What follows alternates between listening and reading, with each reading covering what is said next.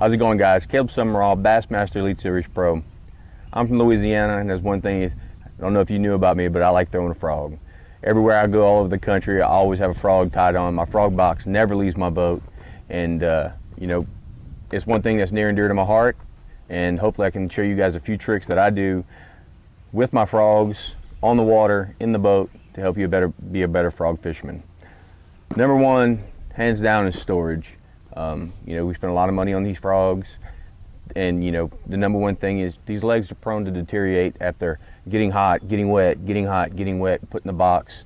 The rubber will deteriorate in the legs. So one thing I learned a while back, you know, another pro did a video on it, and I started doing it 7-8 years ago, and I probably still have 7-8 year old frogs. And that is, number one, you want to have it in a nice sealed box.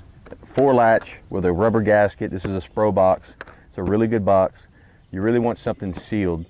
And the second thing is, I put unscented baby powder in my frog box. And you can see this frog here. This is actually a brown frog, but it's covered in baby powder. The legs stay good. You make a couple casts, it gets wet, the baby powder comes off, you get your color back, and the frog will stay in your box forever. Storage is number one. You know, you don't want the legs messing up. You don't want the body getting warped.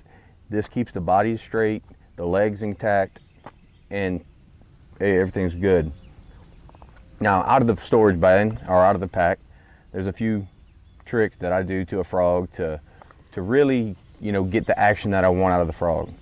And hands down, the number one thing that I do, the first thing that I do, is trim the legs. Trim about 1 inch off of one side.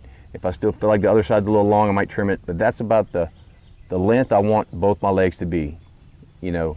And what that does is, with the offset action of the legs, it's easier to get the walk the dog action in the frog. And that's what I really try to do when I'm throwing the frog anywhere I go, is I'm really trying to get that side to side action.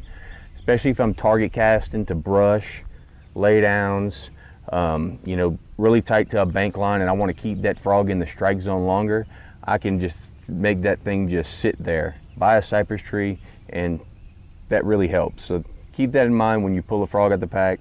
Trim a little bit of the legs and keep it rolling. The next thing I like to do is I keep my colors simple. I like a white, a dark, and a natural. You know, this is a bluegill-y looking color. I got, you know, black ones, and then I got white ones.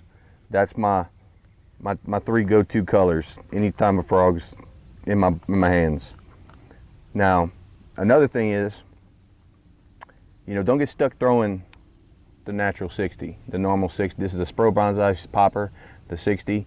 If I feel like this frog's not the right size for the day, or they're not getting it really good, or it's really calm, and the fish maybe want something a little bit smaller, I will downsize my frog to this. This one here's the Spro Baby Pop. You can see it's got teeth marks on it already. And I've had a lot of situations when downsizing to this frog, the fish weren't exactly like annihilating it on the surface, but they would slurp it and get it. So that told me that they wanted to eat a frog, but my size was wrong. And ended up doing very well in tournaments with a frog of like this size, and just cracking them and getting them in the boat. This is Caleb Sumrall, and I hope these frog tips help you be a better frog fisherman.